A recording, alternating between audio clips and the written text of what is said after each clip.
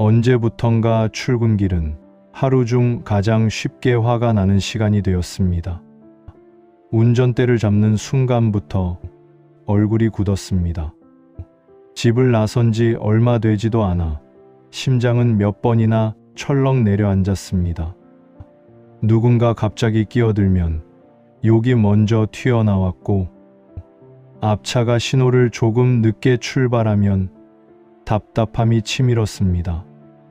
뒤에서 경적이라도 울리면 나를 몰아세우는 것 같아 순식간에 신경이 곤두섰습니다.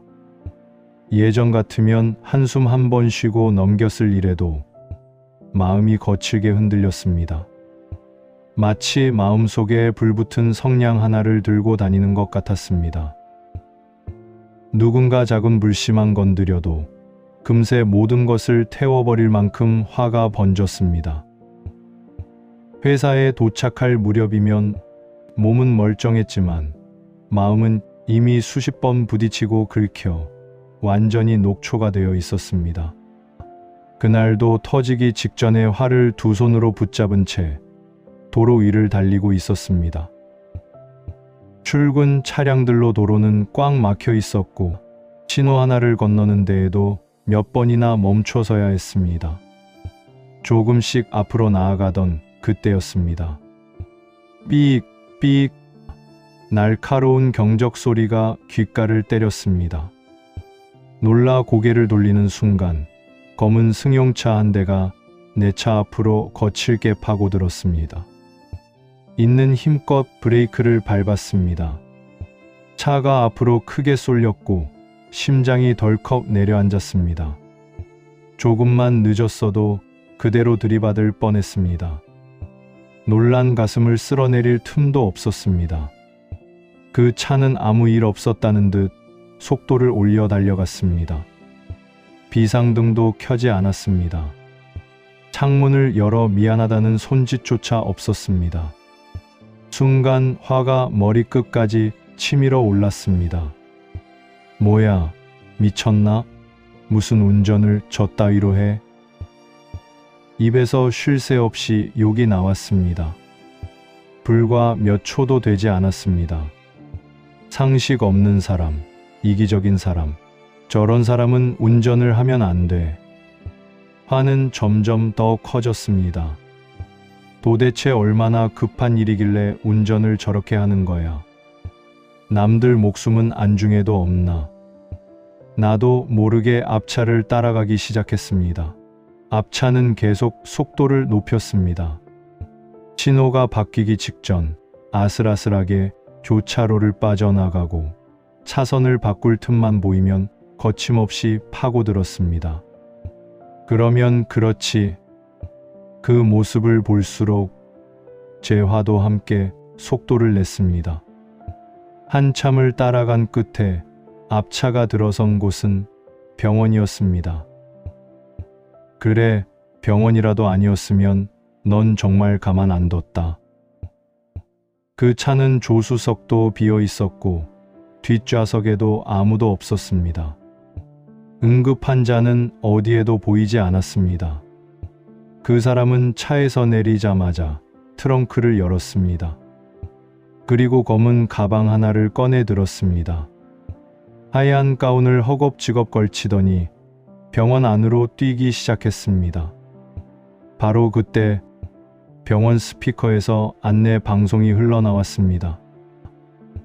외상외과 김도연 교수님, 응급수술실로 와주시기 바랍니다. 다시 한번 말씀드립니다.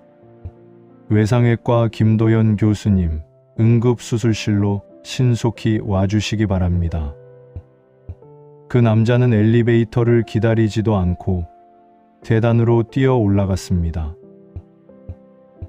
나는 차 안으로 돌아왔지만 시동을 걸 수 없었습니다. 조금 전 머리끝까지 치밀어 올랐던 화는 흔적도 없이 사라졌습니다. 아니, 사라진 것이 아니라 갈 곳을 잃어버렸습니다. 창문 밖으로 응급실을 향해 뛰어가는 그 사람을 멍하니 바라보고만 있었습니다. 그렇게까지 욕했던 사람은 누군가의 생명을 살리기 위해 초를 다투고 있었습니다. 운전대를 쥔 채 한참을 그대로 앉아 있었습니다. 얼굴이 붉어졌습니다. 조금 전까지 입에서 쏟아냈던 말들이 하나씩 떠올랐습니다. 마음이 편하지 않았습니다. 그저 병원 안으로 뛰어가던 그 사람의 뒷모습이 머릿속을 계속 맴돌았습니다. 단 몇 초 만에 그 사람을 내 마음대로 판단해버렸습니다. 아무것도 모르는 상태에서 확신하고 있었고 아무것도 알지 못하면서 분노하고 있었습니다. 사실은 그 사람에 대해 아는 것이 하나도 없었습니다. 그런데도 이미 결론을 내버렸습니다. 생각해보니 이런 일은 운전할 때만이 아니었습니다. 계산이 조금 늦은 사람을 보면 답답해했고 무뚝뚝하게 말하는 사람을 보면 불친절한 사람이라고 단정했고 답장이 늦으면 나를 무시한다고 생각했습니다. 이유를 묻기 전에 화부터 냈고 이해하려 하기보다 먼저 판단했습니다.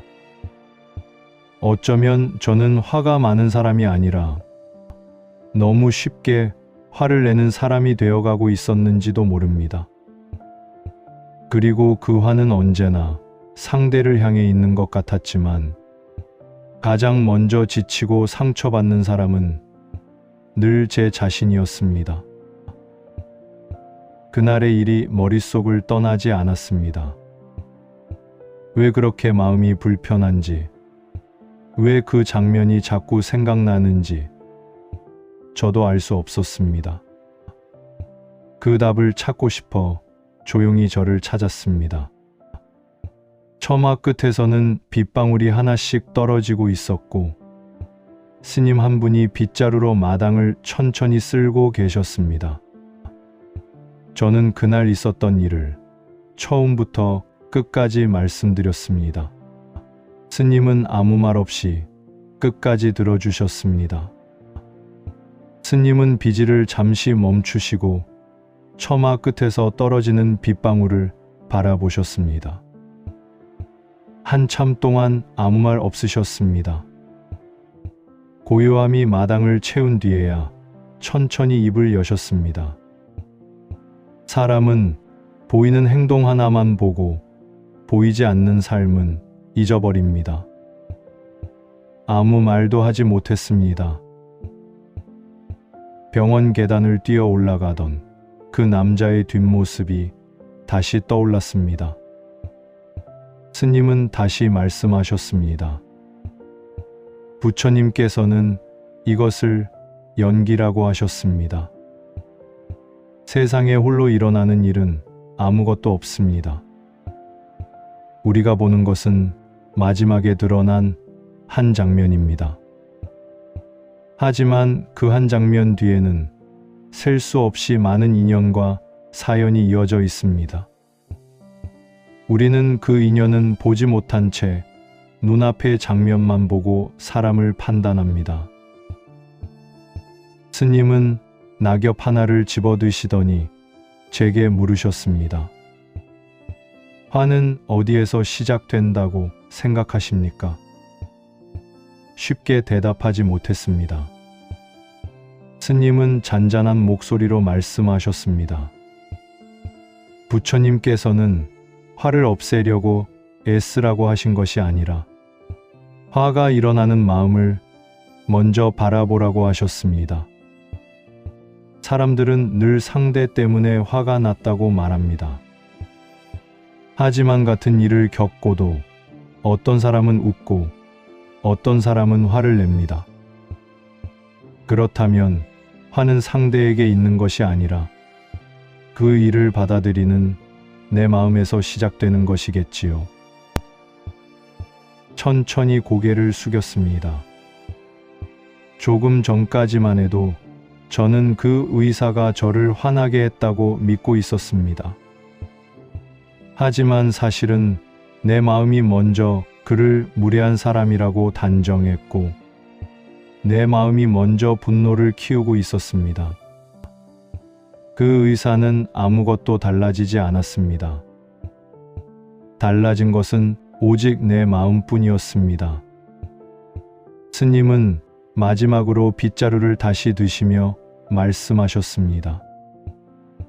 화를 다스리는 사람은 상대를 바꾸려 하지 않습니다.